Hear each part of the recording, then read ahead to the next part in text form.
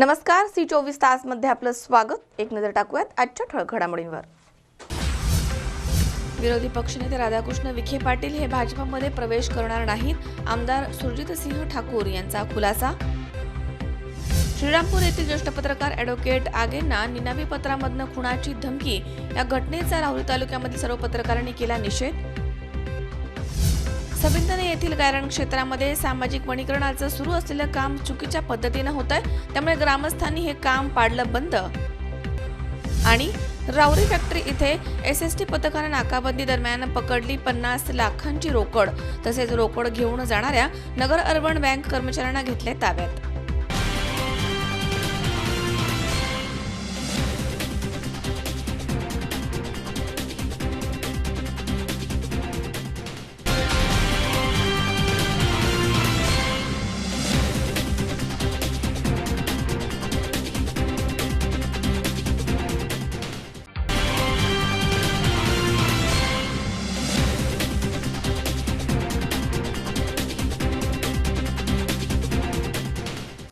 बातमीपत्रात आपलं स्वागत। पाहूया सविस्तर वृत्त। अहमदनगर इथे होणाऱ्या डॉक्टर सुजय विखे यांच्या प्रचारार्थ पंतप्रधान नरेंद्र मोदी यांच्या सभेमध्ये काँग्रेसचे विरोधी पक्षनेते राधाकृष्ण विखे पाटील हे भाजपमध्ये प्रवेश करणार नसल्याचे भाजपचे महामंत्री आमदार सुरजितसिंह ठाकूर यांनी सांगितले। ते पत्रकार परिषदेमध्ये बोलत होते। अहमदनगर इथे होत असलेल्या डॉक्टर सुजय विखे यांच्या प्रचारार्थ पंतप्रधान नरेंद्र मोदी यांच्या सभेमध्ये काँग्रेसचे विरोधी पक्षनेते राधाकृष्ण विखे पाटील हे भाजपमध्ये प्रवेश करणार नसल्याचे भाजपचे महामंत्री आमदार सुरजितसिंह ठाकूर यांनी सांगितले आहे। अहमदनगर येथील भाजपचे आमदार डॉक्टर सुजय विखे यांच्या संपर्क कार्यालयामध्ये आयोजित पत्रकार परिषदेमध्ये ते बोलत होते। पंतप्रधान माननीय नरेंद्रजी मोदी यांची 12 एप्रिल रोजी सकाळी 9 वाजता लोहार माळा या मैदानात विजय संकल्प सभा होणार आहे। या सभेला माननीय मुख्यमंत्री देवेंद्रजी फडणवीस, भारतीय जनता पार्टीचे प्रदेशाचे अध्यक्ष खासदार रावसाहेब दानवे पाटील, त्याचबरोबर पालकमंत्री रामभाऊ शिंदे, त्याचबरोबर रिपाईचे नेते केंद्रीय मंत्री रामदासजी आठवले, शिवसेनेचे उपनेते अनिलभैया राठोड आणि महायुतीतले अन्य नेते पदाधिकारी या सभेला उपस्थित राहणार आहेत। नगरची ही सभा विराट आणि ऐतिहासिक होईल। ही 20 एकराच्या मैदानात या सभेची तयारी सुरू आहे आणि या सभेसाठी नगर लोकसभा क्षेत्रातून कानाकोपऱ्यातून लोक माननीय मोदीजींना ऐकण्यासाठी येतील आणि या सभेत वेगवेगळ्या व्यवस्था निश्चित केलेल्या आहे। उन्हाळ्याचे दिवस आहे, त्यासाठी पाण्याची व्यवस्था पिण्याच्या केलेली आहे। महिलांसाठी स्वतंत्र बसण्यासाठीची व्यवस्था केली गेली आहे। त्याशिवाय काही निमंत्रितांसाठीची वेगळी व्यवस्था या सभेत केलेली आहे। त्यामुळं ही सभा ऐतिहासिक आणि विशाल होईल असा मला विश्वास आहे आणि ही सभा विखेंच्या विजयावर शिक्कामोर्तब करेल। भारतीय जनता पार्टी महायुतीचे उमेदवार डॉक्टर सुजय राधाकृष्ण विखे पाटील हे या राज्याचे विरोधी पक्षनेते राधाकृष्ण विखे पाटील साहेब यांचे चिरंजीव आहेत। हे सर्व ज्ञात आहेत आणि त्यांना भारतीय जनता पार्टीचे आता ते अधिकृत उमेदवार आहेत आणि खरं तर त्यांच्या पाठीशी सगळ्यांचेच अन्य काँग्रेसच्या वरिष्ठांचे असणं स्वाभाविक आहेत। राहिला प्रश्न विरोधी पक्षनेते माननीय राधाकृष्ण विखे पाटलांच्या भारतीय जनता पार्टीच्या प्रवेशाचा, तर या संबंधातला निर्णय ते करतील आणि त्याची घोषणा तेच करतील। आपण त्यांना विचारलेलं अधिक बरं।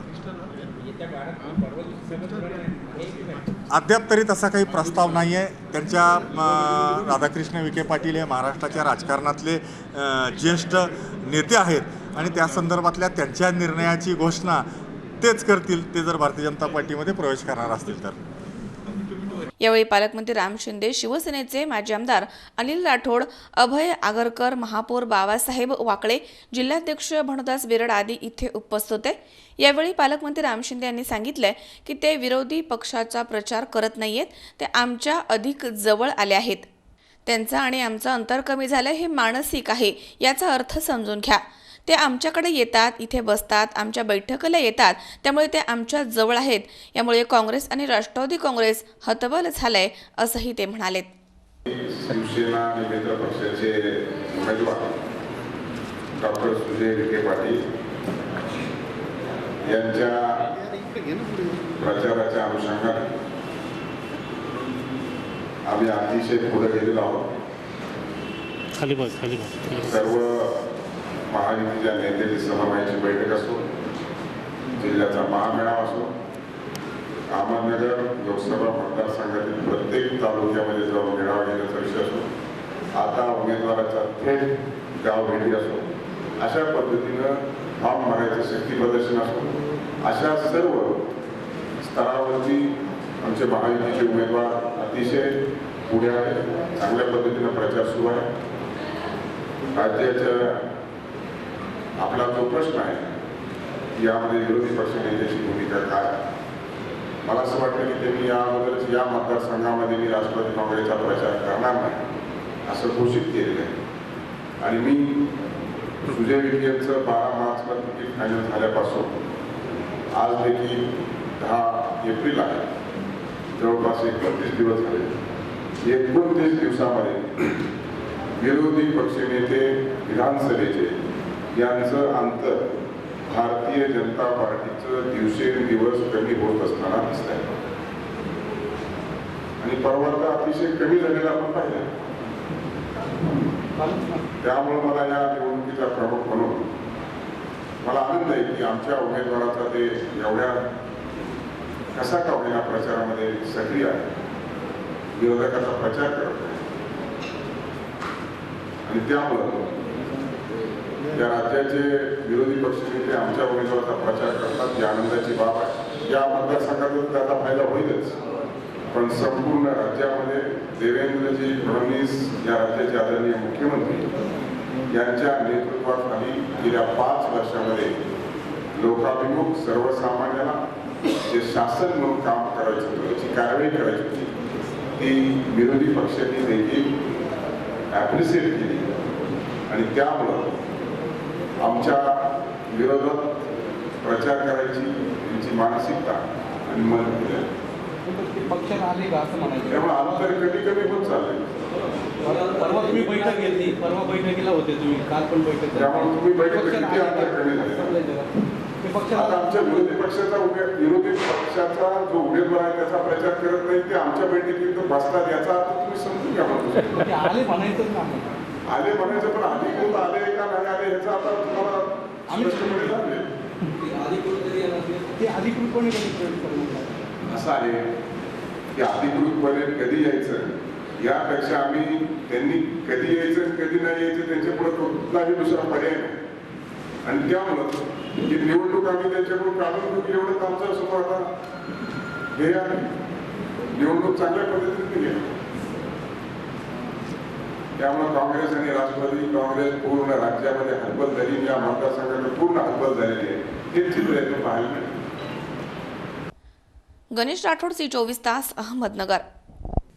पुणे शहर काँग्रेस पक्षाच्या मुख्यालयामध्ये जेव्हा काँग्रेस पक्षाचे नेते आणि महाराष्ट्र राज्याचे माजी मुख्यमंत्री पृथ्वीराज चव्हाण हे पत्रकारांना संबोधित करत होते, त्यावेळी पत्रकार परिषदेमध्ये काँग्रेस पक्षाचे पुणे लोकसभेचे उमेदवार मोहन जोशी हे चक्क डुलक्या मारताना दिसून आले आहेत.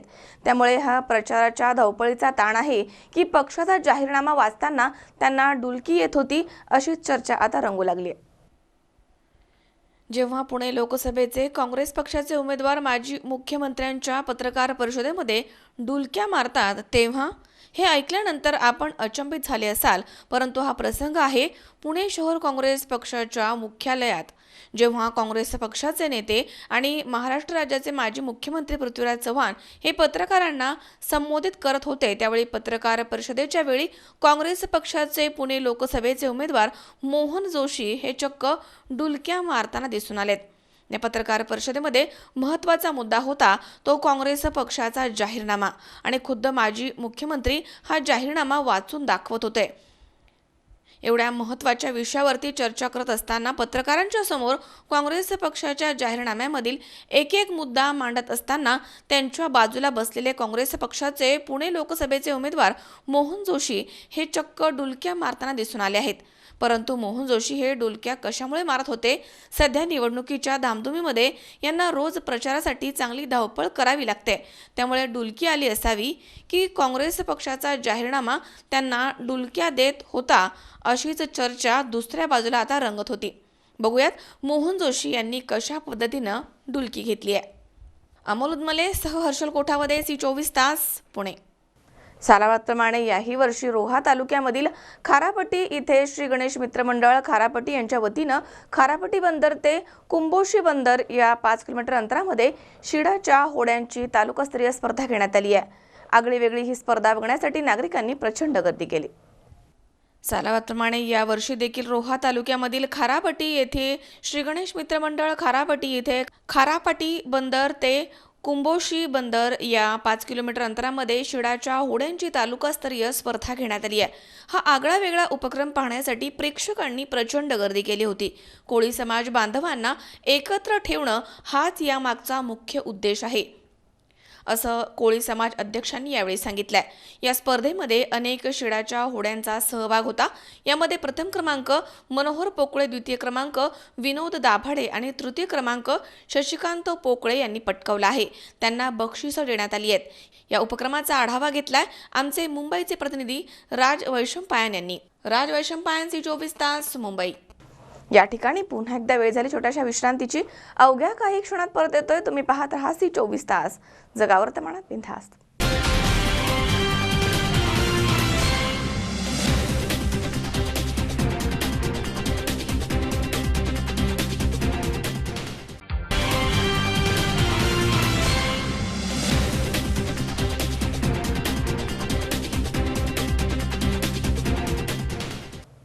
विश्रांतीनंतर बातमीपत्रात पुन्हा एकदा आपलं स्वागत.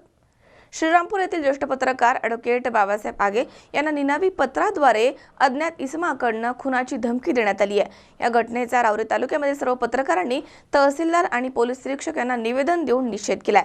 तसेच ॲडव्होकेट आगे यांना पोलीस संरक्षण द्यावं अशी मागणी केली आहे. श्रीरामपूर येथील ज्येष्ठ पत्रकार ॲडव्होकेट बाळासाहेब आगे यांना निनावी पत्राद्वारे अज्ञात इसमाकडनं खुनाची धमकी देण्यात आली आहे. या घटनेचा राहुरी तालुक्यामध्ये सर्व पत्रकारांनी तहसीलदार आणि पोलीस निरीक्षक यांना निवेदन देऊन डॉक्टर आगे यांना पोलीस संरक्षण द्यावं अशी मागणी करण्यात आली आहे आणि या घटनेचा जाहीर निषेध व्यक्त करण्यात आला आहे. श्रीरामपूर येथील दैनिक जय बाबाचे संपादक ज्येष्ठ पत्रकार ॲडव्होकेट बाळासाहेब आगे यांना निनावी पत्राद्वारे अज्ञात इसमानं धमकी दिली आहे. या धमकीपत्रामध्ये म्हटलं आहे की पेपरमधनं लय पंचायती करू नका, या पंचायती करणं थांबवा, अन्यथा तुमचा खून करून टाकू, अशी धमकी यामध्ये देण्यात आली आहे. या घटनेचे तहसीलदार मोहम्मद फैजुद्दीन शेख आणि राहुरीचे सहाय्यक पोलीस निरीक्षक यशवंत राक्षे यांना निवेदन देण्यात आलं आहे. ज्येष्ठ पत्रकार निसारबाई सय्यद यावेळी म्हणाले की सदर घटना ही अत्यंत निंदनीय आहे. या घटनेचा पोलीस प्रशासनानं छडा लावून ॲडव्होकेट आगे यांना पोलीस संरक्षण देण्यात यावं. यावेळी लोकमतचे भाऊसाहेब येवले, दैनिक सामनाचे राजेंद्र वाडेकर, जिल्हा पत्रकार संघाचे अध्यक्ष बाळासाहेब नवगिरे यांनी आपलं मनोगत व्यक्त केलंय आणि तीव्र शब्दामध्ये निषेध व्यक्त केलाय. यावेळी सार्वमतचे मुख्तार सय्यद यांनी मनोगत व्यक्त केलं. C24 तास वृत्तवाहिनीचे मनोज साळवे, सतीश फुलसौंदर, दैनिक जय बाबाचे अनिल कोळसे, लोकवेदचे अनिल देशपांडे, पुढारीचे प्रभाकर मकासरे, सकाळचे विलास कुलकर्णी, लोकवेदचे प्रसाद मैड, लोकमंथनचे संतोष जाधव, S9 आणि जय बाबाचे गोविंद फुंडगे, सार्वमतचे बंडू म्हसे, पुढारीचे रियाज देशमुख, जनप्रवासचे समीर शेख, प्रभात अशोक मंडलिक, पुण्यनगरी लक्ष्मण पटारे, सार्वमत कैलास देठे, राजेंद्र आढाव, लोकमतचे शरद खिलारी, जय बाबाचे अरुण शिंदे, गोविंद आढाव, सी न्यूजचे शरद पाचारणे, पुढारीचे दीपक दातीर, प्रभातचे RR जाधव आदी पत्रकारांनी यामध्ये सहभाग घेतला होता. श्रीरामपूर येथील दैनिक जय बाबाचे संपादक पत्रकार ॲडव्होकेट बाळासाहेब आगे यांना जी खुनाची धमकी देण्यात आलेली आहे त्याबद्दल राहुरी तालुका सर्व पत्रकार बांधवांच्या वतीने आम्ही निषेध करतो. आणि बाळासाहेब आगे यांची अनेक वर्षापासून पत्रकारिता आहे.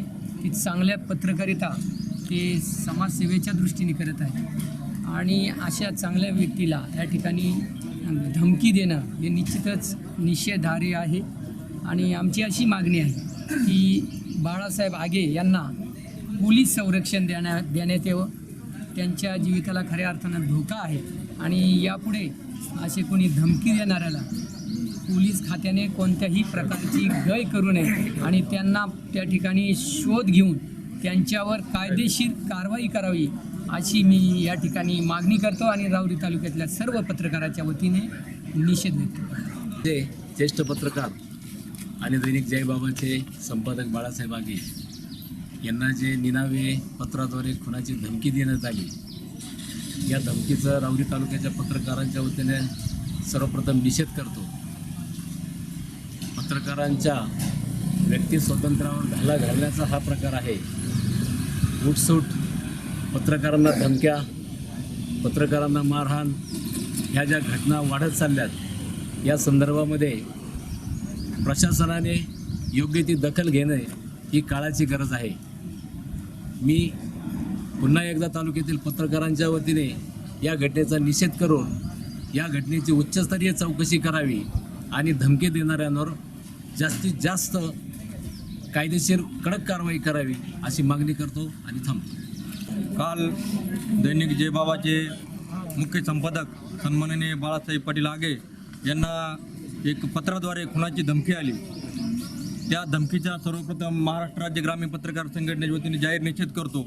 दैनिक जयबाबा जर म्हटलं तर सामान्य जो सगळ्या प्रश्नांना न्याय देण्याचं काम ते करत असतात आणि अशा लोकशाहीच्या स्तंभावरती कोणी जर घाला घालण्याचा प्रयत्न करत असाल तर प्रशासनाने याची तातडीने दखल घेऊन संबंधित आरोपीवर कठोर कारवाई करावी अशी आमच्या तमाम पत्रकारांची मागणी करतो. ज्येष्ठ पत्रकार ॲडव्होकेट बाळासाहेब आगे यांना निनावी पत्राद्वारे खुनाची धमकी देण्यात आली. या घटनेचा आम्ही सर्व राहुरी तालुक्यातील पत्रकार जाहीर निषेध करतो. पत्रकारांना धमक्या देणे, मारहाण करणे हे प्रकार नित्याचेच उपगत असून शासनाने अशा घटनांची तात्काळ दखल घेणे गरजेचे बनलेले आहे. जर पत्रकारांच्या या घटना जर थांबल्या नाही तर निश्चितच पत्रकारांना देखील शस्त्र हातात घेण्याची वेळ शासनाने येऊन देऊ नये हा या ठिकाणी आम्ही सर्व पत्रकारांच्या वतीने इशारा देतो आणि या घटनेमध्ये सखोल चौकशी करून बाळासाहेब आगे यांना धमकी देणाऱ्या गुन्हेगाराचा शोध लावा व त्यांना पोलीस संरक्षण द्यावे अशी मागणी या ठिकाणी मी करतो. मनोज साळवे सह सतीश फुलसौंदर, C24 तास, राहुरी. कोपरगावमधील समता इंटरनॅशनल स्कूलमधील 27 विद्यार्थ्यांची शैक्षणिक सहल यंदा 11 एप्रिल ते 17 एप्रिल या दरम्यान जपानला जाणार आहे. ग्रामीण मुलांना विदेशामधील संस्कृतीचा अभ्यास व्हावा या उद्देशाने हा उपक्रम राबवण्यात आला. समता इंटरनॅशनल स्कूल ही अहमदनगर जिल्ह्यामधील आंतरराष्ट्रीय गुणवत्तापूर्ण शिक्षण देणारी शैक्षणिक संस्था आहे. आज अनेक क्षेत्रामध्ये समताच्या गुणवत्तापूर्ण शिक्षण प्राप्त विद्यार्थ्यांनी नावलौकिक मिळवला आहे. प्रत्येक शाळा ही भारत देशाबरोबरच विविध देशांमधील अभ्यास, त्या देशाची संस्कृती, भाषा, व्यवसाय, जीवन पद्धती, वातावरण आदींचं शिक्षण यामध्ये दिलं जातं. पण समता स्कूल पुस्तकी ज्ञानावरती न थांबता विद्यार्थ्यांना प्रत्यक्षात शैक्षणिक सहलींच्या माध्यमामधनं विविध देशांच्या भेटी आणि तेथील विचारांची देवाणघेवाण शिक्षण पद्धतीचा अनुभव देत असते. त्यामुळे विद्यार्थ्यांच्या बुद्धिमत्तेमध्ये, ज्ञानामध्ये, अनुभवामध्ये बरीच वाढ होतीये, असं मत समता इंटरनॅशनल स्कूलचे संस्थापक श्री काका कोयटे यांनी व्यक्त केलंय. ग्रामीण भागामधील मुलांना देखील विदेशामधील संस्कृतीचा अभ्यास व्हावा, त्यांचा आत्मविश्वास वाढवावा, तसेच शिक्षण पद्धतीचा अभ्यास करता यावा, त्यासाठी समता इंटरनॅशनल स्कूलमधील 27 विद्यार्थ्यांची शैक्षणिक सहल आणि सांस्कृतिक देवाणघेवाणीसाठी जपान इथे घेऊन जाण्याचं नियोजन 11 एप्रिल ते 17 एप्रिल या दरम्यान समता स्कूलच्या व्यवस्थापन मंडळानं केलं आहे, अशी माहिती समता इंटरनॅशनल स्कूलच्या मॅनेजिंग ट्रस्टी सौ स्वाती संदीप कोयटे यांनी दिली आहे. जपान म्हटलं की संस्कृती, जपान म्हटलं की देशभक्ती, जपान म्हटलं की प्रगतिशील असा एक देश आपल्या सर्वांच्या डोळ्यासमोर उभा राहतो. समता इंटरनॅशनल स्कूल ही नेहमीच मुलांना नवीन काहीतरी व चांगलं काहीतरी देण्यासाठी उत्सुक असते आणि ह्याचमुळे कदाचित आम्ही आमच्या 28 मुलांना घेऊन येत्या 11 एप्रिल ते 17 एप्रिल च्या दरम्यान जपान दौऱ्यासाठी निघत आहोत. हे एक कल्चरल एक्सचेंज आम्ही मुलांना घेऊन तिथे करत आहोत. त्यामध्ये सर्वात महत्त्वाची गोष्ट म्हणजे तिथल्या एका स्कूलला आम्ही व्हिजिट देत आहोत. एक जॅपनीज स्कूल शोतोको गायकॉन सिनियर सेकंडरी स्कूलला आम्ही तिथे व्हिजिट देत आहोत. त्यामध्ये आमचे मुलं तिथे जाऊन आपल्या कल्चरचा त्यांचं कल्चर आणि आपल्या कल्चरची देवाणघेवाण करणार आहेत व त्याचबरोबर सांस्कृतिक कार्यक्रमाचं सुद्धा तिथे आयोजन केलं आहे, ज्याच्यामध्ये समता इंटरनॅशनल स्कूलचे मुलं जपानमध्ये जाऊन आपले सांस्कृतिक कार्यक्रम तिथे सादरीकरण त्याचं करणार आहे, ज्यामध्ये सर्वात महत्त्वाची गोष्ट म्हणजे योगा, जो जपानीज लोकांचा एक खूप मोठं अट्रॅक्शन आहे इंडियाकडे बघण्याचं, तो योगाचं सादरीकरण तिथे करणार आहे. त्याचबरोबर ते चालू असताना लाईव्ह पेंटिंग आमच्या मुली तिथे वारली पेंटिंग आणि योग साधनेची लाईव्ह पेंटिंग तिथे करणार आहेत. श्लोका पठण तिथे होणार आहे. संस्कृत ही एक भारताची खूप मोठी ओळख आहे आणि तिथे त्याचबरोबर श्लोका पठण होणार आहे आणि मुलं ॲट द एंड त्यांना ग्रॅटिट्यूड म्हणून जॅपनीज सॉन्ग सुद्धा म्हणणार आहे. आमची मुलं गेल्या 8 ते 10 दिवसापासून जॅपनीज भाषा शिकत आहेत. आमच्या प्रिन्सिपल लिसा मॅम ह्या त्यांचा सराव घेत आहे की तिथले छोट्या गोष्टी, तिथं ग्रीट कसं करायचं, रोज उपयोगात येणारे सेंटेन्सेस असे आमच्या मुलांनी आत्ताच ते शिकायला सुरुवात केली आहे. मुलं खूप एक्सायटेड आहेत. खूप शाळेच्या व्हिजिटनंतर अजूनही बऱ्याच गोष्टी. यापूर्वी देखील 2016 या वर्षामध्ये समता इंटरनॅशनल स्कूलनं 18 विद्यार्थ्यांसह सिंगापूर इथे शैक्षणिक सहल आयोजित केली होती. यावर्षी देखील अत्याधुनिक तंत्रज्ञानाच्या बाबतीमध्ये जगात सर्वाधिक प्रगत असणाऱ्या जपान देशाचा अभ्यास दौराही या सहलीच्या निमित्तानं विद्यार्थी करणार आहेत. शोतून गॅकुन ज्युनियर आणि सिनियर हायस्कूललाही समता स्कूलचे विद्यार्थी भेट देणार आहेत. तेथील शिक्षण पद्धती, संस्कृती आणि भारत देशाची संस्कृती आणि शिक्षण यामध्ये विचारांची देवाणघेवाण करणार आहेत. जपानमधील विविध अत्याधुनिक तंत्रज्ञानाचा अभ्यास तसेच रोबोटिक्स ऑटोमोबाईल कंपनीला भेट देऊन तेथील तंत्रज्ञानाचा अभ्यास यामध्ये करता येणार आहे. तसेच माउंट फ्युजी इलेक्ट्रॉनिक गॅजेट टोयोटा आदी स्थळांना भेटी देऊन तेथील तंत्रज्ञानाचा अभ्यास यामध्ये करता येणार आहे. या शैक्षणिक सहलीसाठी समता इंटरनॅशनल स्कूलच्या मॅनेजिंग ट्रस्टी सौ स्वाती कोयटे विद्यार्थ्यांच्या समवेत असणार आहेत. जपान शैक्षणिक सहलीसाठी मार्गदर्शक म्हणून इम्बार्क जर्नीचे श्री देवेंद्र ससाने यांची नियुक्ती करण्यात आली आहे. समता इंटरनॅशनल स्कूलचे संस्थापक ओमप्रकाश दादाप्पा तथा काका कोयटे, मॅनेजिंग ट्रस्टी सौ स्वाती कोयटे यांच्यासह प्रसिद्धी माध्यमांना सामोरं जाताना सहलीमध्ये सहभागी होणाऱ्या विद्यार्थ्यांपैकी प्रातिनिधिक स्वरूपामध्ये कुलदीप कोयटे, सिद्धार्थ जोशी, समीक्षा रुणवल, तनिष्का बिरुटे, जिया वर्मा, सुहानी समदडिया आदींनी आपलं मनोगत व्यक्त केलंय. त्यांच्या मनोगतामधनं सहलीला जाण्याची तयारी आणि उत्साह दिसून येत होता. 8वीत शिकतो आणि जपानला जायला खूप एक्साइटेड आहे आणि तिकडचं एज्युकेशन आम्ही कल्चरल एक्सचेंज करणार आहोत. तिकडच्या वेगवेगळ्या जागांना जाणार आहोत, जसं की डिझनीलँड किंवा आम्ही टोयोटाच्या शोरूममध्ये सुद्धा जाणार आहोत. तिकडे आम्ही टेस्ट ड्राईव्ह घेऊ टोयोटाची आणि आम्ही तिकडच्या एका स्कूलला पण व्हिजिट करू आणि तिकडे आम्ही योगा परफॉर्म करणार आहोत आणि वारली पेंटिंग पण त्यांना देणार आहोत. तर कल्चरल एक्सचेंज आम्ही करू. ते असं खूप एक्साइटेड आहे की नवीन काहीतरी शिकायला मिळेल. जपानीज जी अडचण आहे ती कशी आता सोडवली? तुम्ही जपानीज पण शिकताय? हो, आम्ही जॅपनीज शिकतोय. माझा एक क्लासमेट आहे, त्याला जॅपनीज येते, तर तो आम्हाला सगळ्यांना शिकवतोय आणि लिझा मॅम सुद्धा आहे, त्यांना पण जॅपनीज येते. तर आम्ही त्यांच्याकडून शिकतोय. बेसिक्स आम्ही शिकलेलो आहोत आणि सोबत ट्रान्सलेटर पण. विमानानं तुम्ही जाणार आहात जपानला, या अगोदर कधी विमान प्रवास केला आहे का? काय एक्साइटमेंट आहे? माझं नाव समीक्षा. हा माझा पहिला इंटरनॅशनल टूर आहे, त्यामुळे मी खूप एक्सायटेड आहे आणि जवळजवळ आम्ही 1-1.5 महिन्यापासून दिवस मोजतोय का आता 15 दिवस बाकी आहे, 20 दिवस बाकी आहे आणि शाळेतर्फे जाणार आहे, तर मग सगळे मित्रांबरोबर खूप मजा येणार आहे आणि तिथे आम्ही खूप असे नवीन एक्सपिरियन्स घेणार आहे. जसं तिकडचं डिसिप्लिन ते खूप स्ट्रिक्ट आहे, तर मग ते शिकणार आहोत आम्ही.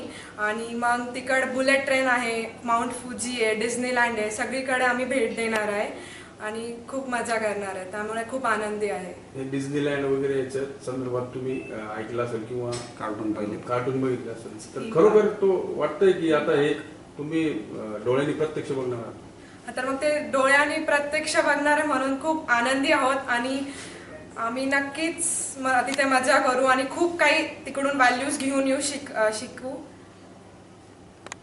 माझं नाव तनिष्का मनोज विरुटे. माझी मम्मी एक टीचर आहे. मला माझे पप्पा नाही आहे आणि माझ्या मम्मीला खूप छान वाटत होतं जेव्हा मी आता जपानला चालली आहे आणि आई सगळ्यांना म्हणत होती की माझी मुलगी जपानला चालली आहे, एवढ्या मोठ्या देशात चालली आहे. मला खूप छान वाटते की मी जाते जपानला. विदेशामधील अशा अनेक सहलींमुळे विद्यार्थ्यांचे पालक देखील उत्सुक आहेत. त्यामुळे समता इंटरनॅशनल स्कूलच्या मॅनेजिंग ट्रस्टी सौ स्वाती कोयटे हे केवळ नावानंच इंटरनॅशनल नाहीत तर खरोखरच इंटरनॅशनल आहेत असा प्रत्यय येतो, अशा भावना व्यक्त करत पालकांनी सहलीविषयी आपलं मत व्यक्त केलंय. योगेश डोके, सी24 तास, कोपरगाव. राहुरी शहरामध्ये नव्यानं सुरू झालेल्या भंडारी आय क्लिनिकच्या वतीनं भव्य असे नेत्र तपासणी आणि सवलतीच्या दरामध्ये मोतीबिंदू शस्त्रक्रिया शिबिराचं आयोजन करण्यात आलं होतं. अनेक रुग्णांनी या शिबिराचा लाभ घेतलाय. राहुरी शहरामध्ये नव्यानं सुरू झालेल्या भंडारी आय क्लिनिकच्या वतीनं भव्य नेत्र तपासणी सवलतीच्या दरामध्ये मोतीबिंदू शस्त्रक्रिया शिबिराचं आयोजन करण्यात आलं होतं. माणसाच्या शरीराचे सर्व अवयव हे महत्त्वाचे असतात आणि त्यात सर्वात महत्त्वाचा अवयव म्हणजे आपले डोळे. कारण आपण आपल्या डोळ्यांनी सभोवतालचं जग बघू शकतो, पण काही कारणानं किंवा वयोमानानं तसेच अपघातानं आपले डोळे हे नाहक आजारपणाला बळी पडतात आणि त्याच्या शस्त्रक्रिया ह्या खूप महाग असतात. त्यामुळे गरीब जनता यावरील उपचार घेऊ शकत नाही. त्यामुळे त्यांना कधीकधी आपले डोळे गमवावे लागतात.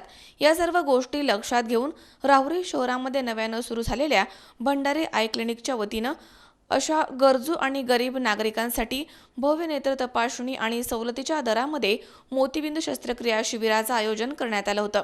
दरम्यान या शिबिरालाही राहुरीमधील नगरवासियांनी मोठ्या प्रमाणात उत्स्फूर्त असा प्रतिसाद दिला आहे.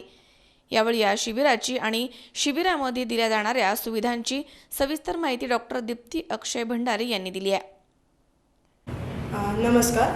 भंडारी आय क्लिनिकतर्फे आपण भव्य असे नेत्र तपासणी शिबिर, त्याचप्रमाणे पडद्याची आणि मोतीबिंदूची शस्त्रक्रिया सवलतीच्या दरामध्ये ठरवून शिबिर आयोजित केलेले आहे.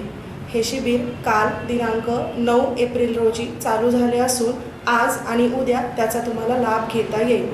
या शिबिरामध्ये कम्प्युटरद्वारे चष्म्याचे नंबर काढणे, तसेच मशीनद्वारे डोळ्याचे प्रेशर तपासणे आणि काचबिंदू आहे की नाही याचे निदान व उपचार, तसेच अत्याधुनिक तंत्रांद्वारे नेत्राची पूर्ण तपासणी, मागच्या पडद्याची म्हणजेच रेटिनाची तपासणी, निदान आणि उपचार आयोजित करण्यात आलेले आहे. त्याचप्रमाणे मोतीबिंदू आणि पडदा म्हणजे टेरिजियम याची शस्त्रक्रिया सवलतीच्या दरात उपलब्ध करण्यात आलेली आहे. मोतीबिंदूची शस्त्रक्रिया 2 पद्धतीने म्हणजे डॉक्टर करतात ती हाताने करण्याची शस्त्रक्रिया, तसेच फेको पद्धतीने नव्याने आलेल्या गोल्डस्टार फेको पद्धतीने ही करण्यात येते. या दोन्हीही शस्त्रक्रिया सवलतीच्या दरात उपलब्ध करण्यात आलेल्या आहेत. आपल्या हॉस्पिटलमध्ये लासूर त्याचप्रमाणे तिरळेपणा या दोन्हीही शस्त्रक्रिया उपलब्ध आहे. त्याचप्रमाणे अपघातात जर काही इजा झालेली असेल डोळ्याला किंवा पापणी फाटलेली असेल किंवा पापणी खाली पडलेली असेल, या देखील शस्त्रक्रिया सवलतीच्या दरात उपलब्ध आहे.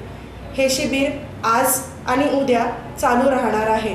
नोंदणी फी फक्त 30 रुपये असून बाकी सर्व तपासण्या त्याचप्रमाणे ड्रॉप्स फ्री उपलब्ध करण्यात आलेले आहेत. तरी या संधीचा सर्व राहुरीकरांनी लाभ घ्यावा अशी मी त्यांना विनंती करते. कालचा प्रतिसाद हा अतिशय उत्तम पद्धतीचा आम्हाला मिळालेला आहे. त्याबद्दल मी सर्वांचे आभार मानते. धन्यवाद. मनोज साळवे सह सतीश फुलसौंदर, सी24 तास, राहुरी. या ठिकाणी पुन्हा एकदा वेळ झाली छोट्याशा विश्रांतीची. अवघ्या काही क्षणात परत येतोय. तुम्ही पाहत राहा सी24 तास, जगा वर्तमानात बिनधास्त.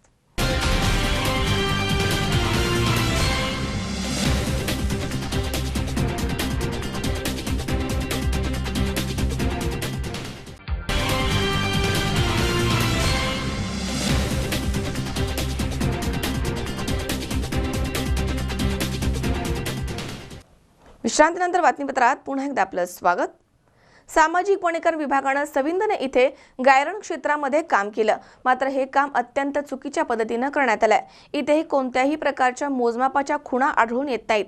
इथे वनसंपदा चांगल्या प्रकारची असून देखील पुन्हा याच गटामध्ये काम करण्याचा घाट सामाजिक वनीकरणानं घातला आहे. त्यामुळे हे काम संतप्त गावकऱ्यांनी बंद पाडलंय. सामाजिक वनीकरण विभागानं सविंदने इथे गायरान क्षेत्रामध्ये काम केलंय. त्या ठिकाणी मोजमापाच्या चुन्याच्या खुणा देखील नाहीयेत, बेसलाईन नाहीये, ग्रेडलाईन नाहीये. मापदंडामध्ये कोणतंही काम नसल्यामुळे ग्रामस्थांनी हे काम बंद केलंय. ज्या क्षेत्रामध्ये काम करायचं आहे त्या संपूर्ण लागवड लायक क्षेत्राचे पूर्ण मोजमाप घेऊन त्यामध्ये 100 बाय 50 मीटरवरती चुन्याच्या खुणा करून बुरुंज तयार करून 100 बाय 50 मीटरवरती खुणा करून दोनही बाजूस मोजमाप घेऊन एकूण क्षेत्र ठरवलं जातं. त्यानुसार 100 बाय 50 प्रत्येकी चौरस मीटरमध्ये असणारे CCT ट्रेचेन्स घेऊन पाणलोट क्षेत्राप्रमाणे वरून किंवा खालून लाईन नंबर आणि CCTची रुंदी आणि खोली 0.60 बाय 0.30 सेंटीमीटर या मापाचे CCT असते. सविंदने गावामध्ये 200 हेक्टरच्या वरती गायरान क्षेत्र आहे. त्यापैकी सन 1988 पासनं आज तागाय सरपंच ग्रामपंचायत यांच्या रेकॉर्डवरनं 103 हेक्टरवरती सामाजिक वनीकरण आणि कृषी यांनी वृक्षारोपण केलं आहे. 97 हेक्टर क्षेत्र वृक्ष लागवडीसाठी शिल्लक आहे. 103 हेक्टरमध्ये निलगिरी, शिसू, काशीद, नीम, रेंट्री, बकान, प्रासोपिस, सीताफळ, बोर, चिंच, ग्लेरेसिडिया इत्यादी वनसंपदा चांगल्या प्रकारे. या गटामध्ये पुन्हा कोणत्याही ग्रामस्थाला विचारात न घेता याच गटात पुन्हा काम करण्याचा घाट सामाजिक वनीकरण यांनी घातलाय आणि लाखो रुपयांचा निधी यामध्ये वाया गेलाय. नाला बंडस, गली प्लंबिंग, छोटे नाले, दगडी बांध, CCT, खोदाई इत्यादी कामं मापदंडामध्ये झाली नाहीयेत. त्यामुळे हे चुकीचं काम झालंय. त्यामुळे ग्रामस्थांनी हे काम बंद पाडलंय. सविंदने तालुका शिरूर येथील सरपंच वसंत गायना पडवळ. आमच्या गावामध्ये एकूण 200 हेक्टर गायरान क्षेत्र आहे. त्यापैकी 103 हेक्टर सामाजिक वनीकरण व कृषी विभाग यांच्या माध्यमातून 1988 ते 2003च्या दरम्यान टप्प्याटप्प्याने वृक्ष लागवड झाली. परंतु आता पुन्हा एकदा त्याच गटामध्ये सामाजिक वनीकरणाने ग्रामपंचायतला कुठल्याही माहिती न देता, विश्वासात न घेता त्याच गटामध्ये पुन्हा एकदा काम करण्याचा घाट बांधलेला आहे. कोणत्याही प्रकारे मापदंडात्मक काम त्या ठिकाणी केलेलं दिसत नाही. जुन्याच कामावर नवीन काम दाखवून त्या ठिकाणी ग्रामस्थांची असेल शासनाची फसवणूक केल्याचा प्रकार त्या ठिकाणी स्पष्टपणे दिसून येत आहे. या अगोदर सामाजिक वनीकरणाने तसं नियमाप्रमाणे सामाजिक वनीकरणाच्या कामामध्ये गावातील लोकांना मजूर उपलब्ध करून द्यायला पाहिजे. परंतु तसं काही न करता त्या ठिकाणी बाहेरून मजूर आणून आणि JCBच्या साहाय्याने त्या ठिकाणी ते काम केले गेलेले आहे. वास्तविक पाहता काम सुरू करण्याच्या अगोदर गावामध्ये दौंडी देऊन मजूर उपलब्ध होतात का ते पाहिलं पाहिजे. परंतु ती कुठलीही गोष्ट न करता डायरेक्टच सामाजिक वनीकरणानं त्या ठिकाणी काम चालू केलं आणि शासनाचा त्या ठिकाणी निधी अगदी अनाथ आहे. म्हणजे ज्या निधीचा कुठल्याही प्रकारे चांगल्या पद्धतीने वापर होत नाही अशा ठिकाणी तो निधी वापरला जात आहे. माझं एवढंच म्हणणं आहे की हा चुकीच्या पद्धतीने जो शासनाचा खर्च आहे, चाललेला खर्च आहे, तो टाळावा आणि त्या ठिकाणी जे चाललेलं काम आहे त्यातील दोषींवर व्यवस्थित कारवाई व्हावी एवढीच माझी नम्रतेची विनंती आहे. अरुणकुमार मोटे, C24 तास, शिरूर. सांगलीमध्ये पोलीस दलामधील गुंडाविरोधी पथकानं एका सराईत चेन स्नॅचरला जेरबंद केलाय. यामध्ये 1,30,000चा मुद्देमाल जप्त करण्यात आला. सांगली पोलीस दलामधील गुंडाविरोधी पथकानं एका सराईत चेन स्नॅचरला जेरबंद केलंय. मिरज शहरामधनं एका वृद्ध महिलेच्या गळ्यामधील सोन्याच्या दागिन्याला हिसडा मारून सोन्याचे दागिने या चोरानं लांबवले होते. यामध्ये एक सोन्याचे मंगळसूत्र आणि सोन्याची चेन असा एकूण 1,30,000 रुपयांचा ऐवज लंपास करण्यात आला होता. या प्रकरणी हबीब अली रजा हुसेन उर्फ भवानी इराणी याला पोलिसांनी ताब्यात घेतला आहे. सदरची कारवाई सहाय्यक पोलीस निरीक्षक संतोष डोके यांच्या मार्गदर्शनाखाली करण्यात आली आहे. माननीय पोलीस अधीक्षक सुहेल शर्मा सर आणि अप्पर पोलीस अधीक्षक बोराटे सर यांनी आम्हाला चेन स्नॅचिंगचे गुन्हे उघडकीस आणण्याबाबतचे आदेश दिले होते. त्याप्रमाणे आम्ही या चेन स्नॅचिंगच्या आरोपींची माहिती काढत असताना आम्हाला समजलं की हबीब इराणी राहणार सांगली याने मिरजेमध्ये चेन स्नॅचिंग केलेलं असून त्यामुळं आम्ही त्याबद्दल माहिती काढली आणि त्याला ताब्यात घेतलं आणि त्याच्या घरातून आम्ही जवळजवळ 42 ग्रॅम वजनाचे सोन्याचे दागिने, त्यामध्ये एक मंगळसूत्र आणि एक चेन, असा जवळजवळ 1,20,000 रुपयाचा माल आम्ही हस्तगत केलेला आहे. या आरोपीला आम्ही मिरज शहर पोलीस स्टेशनच्या ताब्यात देत असून या आरोपीकडून आणखीन काही गुन्हे उघडकीस येण्याची शक्यता आहे. गणेश चव्हाण, C24 तास, सांगली. अमळनेर येथील भाजप शिवसेनेच्या मेळाव्यामध्ये जलसंपदा मंत्री गिरीश महाजन यांना मारहाण करण्यात आली आहे. तर दुसरीकडे भाजपचे जिल्हा अध्यक्ष उदय वाघ आणि माजी आमदार डॉक्टर BS पाटील यांच्यात देखील हाणामारी झाली आहे. भाजप शिवसेना महायुतीच्या मेळाव्यासाठी जलसंपदा मंत्री गिरीश महाजन हे अमळनेर येथे येत असताना त्यांच्या वाहनांचा ताफा पाडळसरे धरण कृती समितीच्या पदाधिकाऱ्यांनी रोखला होता. अमळनेर येथील भाजप शिवसेनेच्या मेळाव्यामध्ये जलसंपदा मंत्री गिरीश महाजन यांना मारहाण करण्यात आली. दुसरीकडे भाजपचे जिल्हा अध्यक्ष उदय वाघ आणि माजी आमदार डॉक्टर BS पाटील यांच्यामध्ये देखील हाणामारी झाली आहे.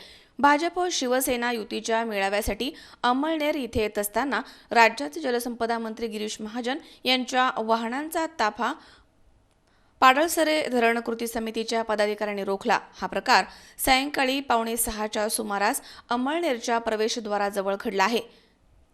पाडळसरे धरण पूर्ण करण्यात यावं अशी मागणी कृती समितीच्या पदाधिकाऱ्यांची होती. महाजन यांच्या वाहनांचा ताफा अमळनेर इथे येताच हातामध्ये झेंडे घेऊन उभ्या असलेल्या पदाधिकाऱ्यांनी पुढे येऊन तो रोखला आहे. वाहनं थांबवताच गिरीश महाजने खाली उतरले आणि समितीच्या पदाधिकाऱ्यांशी त्यांनी चर्चा केली आहे. पाडळसरे धरणासाठी 2,500 कोटी रुपये देण्यात आले आहेत असं महाजन यांनी सांगितलं आहे आणि त्यानंतर महाजन यांच्या वाहनांचा ताफा मेळाव्याच्या ठिकाणी दाखल झालाय. महाजन यांच्यासोबत जळगाव लोकसभा मतदारसंघामधील भाजपचे उमेदवार आमदार उन्मेष पाटील होते.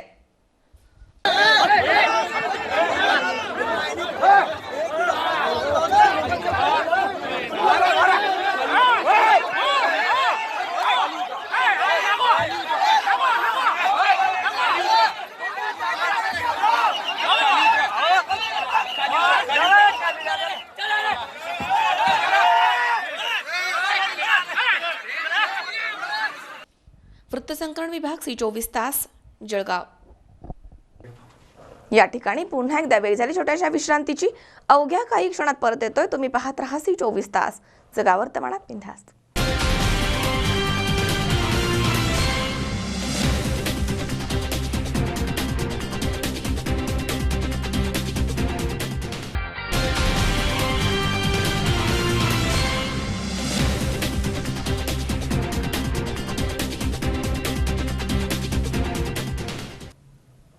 विश्रांतीनंतर बातमीपत्रात पुन्हा एकदा आपलं स्वागत. राहुरी तालुक्यामधील राहुरी फॅक्टरी इथे 10 एप्रिल रोजी दुपारी 50 लाखांची रोकड स्क्वॉडा गाडीमधनं घेऊन जात असताना नगर अर्बन बँकेच्या कर्मचाऱ्यांना SSTच्या पथकानं नाकाबंदी दरम्यान पकडलं आहे. या कारवाईमध्ये रक्कम आणि 4 चाकी वाहन सरकार जमा करण्यात आलं.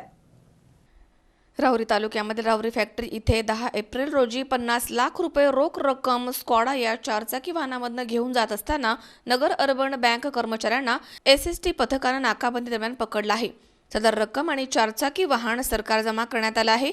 लोकसभा निवडणुकीच्या अनुषंगानं राज्यभरामध्ये आचारसंहिता लागू करण्यात आली आहे. आचारसंहितेच्या नियमानुसार 50,000 रुपयांपेक्षा जास्त रकमेची वाहतूक करण्यास प्रतिबंध घालण्यात आलाय.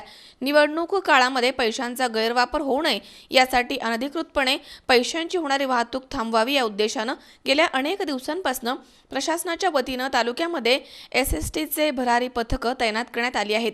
तसेच नाकाबंदी करून येणाऱ्या जाणाऱ्या वाहनांची कसून तपासणी सुरू आहे. वरिष्ठांच्या आदेशानुसार राहुरी कृषी विद्यापीठ येथील SST क्रमांक 2चे प्रमुख अणसार आतार यांच्यासह राहुरी पोलीस ठाण्यामधील पोलीस नाईक MS कारेगावकर आणि अविनाश दुधाडे यांनी 10 एप्रिल रोजी दुपारी 12 वाजेच्या दरम्यान राहुरी फॅक्टरी परिसरामध्ये श्रीरामपूर रोडलगत नाकाबंदी करून वाहनांची तपासणी सुरू केली.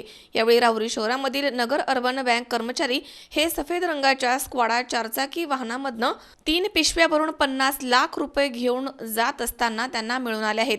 ही रक्कम राहुरी येथील एका बँकेमध्ये जमा करण्यासाठी ते घेऊन जात होते असं नगर अर्बन बँक कर्मचारी यांनी सांगितलं आहे. मात्र सदर रक्कम ही 50,000पेक्षा जास्त असल्यामुळे कारवाई करत SSTच्या भरारी पथकानं ही रक्कम ताब्यात घेतली आणि यावेळी राहुरीचे तहसीलदार फसेउद्दीन शेख आणि नायब तहसीलदार गणेश तळेकर आणि इतर कर्मचाऱ्यांनी सदर रकमेचा पंचनामा करून ती रक्कम नगर येथील कोषागार विभागामध्ये जमा करण्यासाठी पाठवली आहे. दरम्यान या प्रकरणाची आता प्रशासनाकडून चौकशी सुरू आहे. निवडणूक 2019 येत्या 23 एप्रिल 2019 रोजी होणाऱ्या अहमदनगर लोकसभा सार्वत्रिक निवडणुकीच्या अनुषंगाने राहुरी विधानसभा मतदारसंघामध्ये आचारसंहितेच्या अंमलबजावणी कामी विविध पथकं नियुक्त केलेली आहेत. त्यामध्ये SSTची पथक आहेत, FSTची पथक आहेत, व्हिडिओ सर्व्हिलन्स टीम आहेत आणि या पथकांतर्गतच आमचे SST पथक क्रमांक 1 राहुरी फॅक्टरी या ठिकाणी तैनात होती आणि त्या अनुषंगाने त्या SST पथक क्रमांक 1चे प्रमुख AV अत्तार यांच्या नेतृत्वाखालील पथकाने आज दिनांक 10 एप्रिल 2019 रोजी 12 वाजता श्रीरामपूर राहुरी फॅक्टरी रोडवर वाहन क्रमांक MH12 CR 5451 हे पांढऱ्या रंगाच्या स्कोडा कंपनीच्या वाहनाची ज्यावेळेस त्यांनी झडती घेतली त्यावेळेस सदरच्या वाहनामध्ये त्यांना रोख रक्कम 50 लाख आढळून आलेली आहे. अधिक चौकशी केली असता सदरची जी रक्कम होती ती नगर अर्बन बँक बेलापूर शाखा या बँकेची होती आणि त्यांच्याकडून ही रक्कम जमा करण्यासाठी ADCC बँक राहुरी फॅक्टरी शाखा या ठिकाणी जात होती. तथापि निवडणुकीच्या अनुषंगाने ज्या काही गाईडलाईन्स आहेत आणि रकमेची जी काही वाहतूक करण्यासाठीचे जे काही नॉर्म्स आहेत किंवा ज्या काही अटी शर्ती त्या ठिकाणी घालून दिलेल्या आहेत त्या अनुषंगाने तपासणी केली असता काही बाबी या संबंधाने तपासणे अधिक गरजेचे होते. त्या अनुषंगाने आम्ही ही सदरची जी रक्कम होती ती या ठिकाणी जप्त केलेली आहे. सदरची रक्कम बँकेने त्यांच्या अधिकृत वाहनातून वाहतूक करणे अपेक्षित होते. तथापि ही जी रक्कम ते वाहतूक करत होते ती एक खाजगी गाडीतून वाहतूक करत होते. त्या अनुषंगाने आम्ही सदरची जी रक्कम होती आज आमच्या ताब्यात घेतलेली आहे आणि ताब्यात घेऊन सदरची रक्कम जिल्हा कोषागार अधिकारी अहमदनगर यांच्याकडे पुढील कार्यवाही होईपर्यंत त्यांच्याकडे ट्रेझरीमध्ये जमा करत आहोत. आणि सदरचे जे बँकेचे मॅनेजर आहेत किंवा सदरची जी बँक आहे त्यांना पुढील जी काही अपील करायची आहे ती आमची जी एक्सपेंडिचर मॉनिटरिंग टीम आहे ती माननीय मुख्य कार्यकारी अधिकारी जिल्हा परिषद यांच्या अध्यक्षतेखाली एक एक्सपेंडिचर मॉनिटरिंग टीम आहे त्यांच्याकडे ते अपील करू शकतील आणि त्यांचे जे काही कागदपत्रे आहेत ते कागदपत्र त्यांच्याकडे प्रोड्यूस केल्यानंतर ते जर समितीला योग्य वाटेल त्या अनुषंगाने समिती आपला योग्य तो निर्णय घेईल. वाहतुकीची जी SOP आहे त्या अनुषंगाने वाहतूक करत असताना संबंधित वाहनासोबत सुरक्षा रक्षकांचं असणं अपेक्षित होतं. त्या वाहनामध्ये सुरक्षा रक्षक नव्हते त्यांच्यासोबत. त्याचबरोबर सदरची जी काही रक्कम ती वाहतूक करत आहेत त्या वाहतुकीबद्दल त्यांनी निवडणूक विभागाला कळवणे अभिप्रेत होते. असं पण त्यांच्याकडून कोणतंही कम्युनिकेशन झालेलं नाही. त्याचबरोबर ते जे वाहतूक करत होते ते वाहन बँकेचे अधिकृत वाहन असायला हवे होते. परंतु सदर केसमध्ये प्रकरणामध्ये ही वाहन वैयक्तिक मालकीची आढळून आलेली नाही. जी काही आपण रक्कम वाहतूक करत आहोत ती अवैध अशा कोणत्याही प्रकारची वाहतूक या ठिकाणी करू नये. जिल्हा निवडणूक शाखेकडून असेल किंवा आमच्या आचारसंहिता पथकाकडून वेगवेगळ्या ठिकाणी SSPचे पथक नियुक्त केलेले आहेत आणि नागरिकांना सुद्धा जर असे काही अवैध वाहतूक होत असल्याचे आढळले असेल किंवा आचारसंहितेचा कोणताही भंग होत असल्याचे प्रकरण आढळल्यास त्वरित त्यांनी आमच्या आचारसंहिता कक्षाला कळवण्याची खबरदारी. मनोज साळवे सह सतीश फुलसौंदर, C24 तास, राहुरी. उस्मानाबाद येथील नळदुर्ग नगर परिषदेमार्फत बांधण्यात आलेल्या घरकुलांच्या कामामध्ये मोठा भ्रष्टाचार झाला आहे. त्यामुळे लाभार्थ्यांना वाटप करण्यापूर्वीच घरकुलांची मोठी पडझड सुरू झाली आहे. या पडक्या घरकुलांमध्येच काही लाभार्थ्यांना आपला संसार थाटण्याची वेळ आली आहे. दरम्यान संबंधित हलगर्जीपणा केलेल्या ठेकेदार आणि शाखा अभियंता यांच्यावरती कारवाई करावी आणि त्यांची सखोल चौकशी करण्यात यावी अशी मागणी करण्यात येते. उस्मानाबाद जिल्ह्यामधील नळदुर्ग इथे 2008-2009 मध्ये केंद्र आणि राज्य सरकारच्या माध्यमामधनं IHSDP योजनेमधनं 1200 घरकुल बांधकामासाठी मंजुरी मिळाली. यासाठी केंद्र सरकारनं 16,06,91,000 रुपये मंजूर केले. सदरील घरकुल बांधकामाचं काम लातूर येथील मिनार कन्स्ट्रक्शन कंपनीने घेतलंय. मात्र या कंपनीनं अद्यापही घरकुलांचं बांधकाम पूर्ण केलं नाहीये. 10 वर्षांच्या काळामध्ये केवळ 302 घरकुलं बांधली आहेत. बांधलेल्या घरांचं बांधकाम देखील निकृष्ट दर्जाचं झालं आहे. सध्या या घरांची पडझड सुरू आहे. निवारा नसल्यामुळे काही लाभार्थ्यांनी अशा पडक्या घरकुलामध्येच संसार थाटले आहेत. ठेकेदारांना घरकुल बांधकामामध्ये गैरव्यवहार केलेला असताना त्याला आतापर्यंत 5,45,47,000 रुपये पालिकेनं देऊ केले आहेत. घरकुल योजनेमध्ये गैरकारभार झाल्यामुळे या विषयावरती सहकार मंत्री सुभाष देशमुख यांनी विधानसभेमध्ये तारांकित प्रश्न विचारला होता, परंतु अद्यापही कोणतीही कारवाई झाली नाहीये. त्यामुळे या गैरव्यवहारामध्ये नेमके कोणाकोणाची घरं भरली आहेत याबद्दल आता मोठी शंका व्यक्त करण्यात येत आहे. अखंड जेवढं मोठं एखाद माणूस गवसला असतं, एखाद शेळी गुरं कोणतरी गवसला असतं तर मेला असतं तिथं जाग्यावर. या घरात बी राहायचं बी वाटतंय. उगं वाऱ्या पाण्यात बसायला ही करायला हाय. वृत्तसंकलन विभाग, C24 तास, उस्मानाबाद. सांगली पोलीस दलामधील गुंडाविरोधी पथकानं कारवाई करत एक देशी बनावटी पिस्टल, एक गावठी कट्टा, 6 जिवंत काडतूस आणि एक यामाहा कंपनीची दुचाकी असा अवैध शस्त्रसाठा जप्त केला. यामध्ये 1,30,000च्या जवळपास हा माल जप्त करण्यात आला आहे. सांगली पोलीस दलामधील गुंडाविरोधी पथकानं एका देशी बनावटी पिस्टल, एक गावठी कट्टा, 6 जिवंत काडतूस आणि यामाहा कंपनीची एक मोटरसायकल असा अवैध शस्त्रसाठा जप्त केला आहे. या कारवाईमध्ये 1,30,000च्या आसपासच्या किमतीचा माल हस्तगत करण्यात आला. या प्रकरणी 2 जणांना अटक करण्यात आली आहे. दरम्यान आरोपींबाबत विश्रामबाग पोलीस ठाण्यामध्ये गुन्हा दाखल करण्यात आला आहे. सांगली जिल्ह्याचे गुंडाविरोधी पथक खूप चांगली कारवाई केलेली आहे, ज्यामध्ये आपल्याला 2 कंट्रीमेड वेपन्स आणि 5 कारतूस सापडलेले आहेत. त्यामध्ये 2 आरोपी आपण अटक केलेले आहेत. एक आरोपी साताराचे आहेत आणि दुसरा आरोपी मध्य प्रदेशचे आहेत. आपले जे पूर्वीचे आपण आर्म्सचे गुन्हे आहेत, फायर आर्म्सचे गुन्हे आहेत, त्यामध्ये पण जे आरोपी होते ते काही लेवलवर तपासामध्ये पुढे आलेले आहेत की कनेक्टेड आहेत. त्या अनुषंगाने तपास सध्या चालू आहेत आणि इलेक्शनची पार्श्वभूमीमध्ये जे फायर आर्म्स सापडले आहेत ते निश्चित चांगली गोष्ट आहेत आणि आपल्या इलेक्शनमध्ये काही प्रॉब्लेम होणार नाहीत. त्याबद्दल आपलं सांगली पोलीस पूर्णपणे सज्ज आहेत आणि हे एक चांगली रिकव्हरी आहेत. पुढे पण हे होणार. इलेक्शनच्या कालामध्ये आपण पूर्णपणे सगळे गुन्हेगाराला चेक करत आहे, त्याची ॲक्टिव्हिटीजवर आपण नजर ठेवलेली आहे आणि पुढच्या कालामध्ये लॉ अँड ऑर्डर हे अपराईट राहणार आणि वोटिंगचे जे लोकांचे राईट आहेत ते 100% पॉझिटिव्हली लोकांना वापर करणार आणि त्या अनुषंगाने पोलीस आणि पोलीसची एजन्सीज पूर्णपणे सतर्क आहेत. That's it. Ganesh Chavan, C24 तास, सांगली.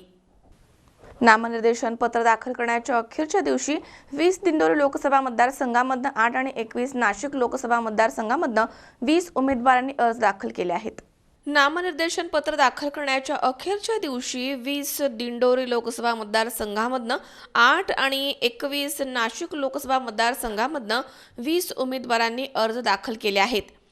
20 दिंडोरी मतदारसंघामधनं अपक्ष म्हणून दादासाहेब हिरामण पवार आणि हेमराज यमाजी वाघ, राष्ट्रवादी काँग्रेस पक्षाच्या वतीनं धनराज हरिभाऊ महाले आणि वैभव धनराज महाले, भारतीय जनता पक्षाच्या वतीनं प्रवीण अर्जुन पवार, भारतीय ट्रायबल पक्षाच्या वतीनं दत्तू काशीनाथ बर्डे आणि बाबासाहेब दगडू बर्डे, तसेच राष्ट्रीय किसान काँग्रेस पक्षाच्या वतीनं शिवाजी लुकडू मोरे यांनी अर्ज दाखल केले आहेत.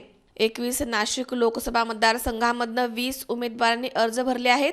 ते पुढीलप्रमाणे: रमेश बन्सी भाग्यवंत, समीर मगन भुजबळ, शेफाली समीर भुजबळ, ॲडव्होकेट वैभव शांताराम आहिरे, विलास मधुकर देसले, प्रियंका रामराव शिरोळे, शरद दामू, धनराव कोकाटे, सीमंतिनी माणिकराव आहेर, शरद केरू, जावळे सोनिया रामनाथ, शत्रुघ्न तुकाराम झोंबाड, राजू ज्ञानेश्वर कटाळे, विष्णू रामदास जाधव, रंगा महादू सोनोने, मंगेश मनोहर ढगे, श्रीमती केदार सिंधुबाई रवींद्र, भीमराव जयराम पांडवे, संजय सुखदेव घोडके, शिवनाथ विठोबा कासार, शिवाजी सुभाष वाघ अशी उमेदवारांची नावं आहेत. दरम्यान लोकसभा निवडणुकीसाठी नामनिर्देशन प्रक्रिया 2 एप्रिलपासून सुरू झाली आहे. आज अखेरच्या दिवशीपर्यंत 20 दिंडोरी लोकसभा मतदारसंघामधनं एकूण 15 उमेदवारांनी 27 नामनिर्देशन अर्ज दाखल केले आहेत. त्याचप्रमाणे 21 नाशिक लोकसभा मतदारसंघामध्ये आजपर्यंत एकूण 30 उमेदवारांनी 41 नामनिर्देशन पत्र दाखल केले आहेत. कपिल कट्यारे, C24 तास, नाशिक. पुन्हा एकदा पाहूयात काही ठळक घडामोडी. विरोधी पक्षनेते राधाकृष्ण विखे पाटील हे भाजपमध्ये प्रवेश करणार नाहीत. आमदार सुरजितसिंह ठाकूर यांचा खुलासा. श्रीरामपूर येथील ज्येष्ठ पत्रकार ॲडव्होकेट आगेंना निनावी पत्रामधनं खुनाची धमकी या घटनेचा राहुरी तालुक्यामधील सर्व पत्रकारांनी केला निषेध. सबिंदने येथील गायरान क्षेत्रामध्ये सामाजिक वनीकरणाचं सुरू असलेलं काम चुकीच्या पद्धतीनं होत आहे, त्यामुळे ग्रामस्थांनी हे काम पाडलं बंद. आणि राऊरी फॅक्टरी इथे SST पथकाने नाकाबंदी दरम्यान पकडली 50 लाखांची रोकड. तसेच रोकड घेऊन जाणाऱ्या नगर अर्बन बँक कर्मचाऱ्यांना घेतले ताब्यात.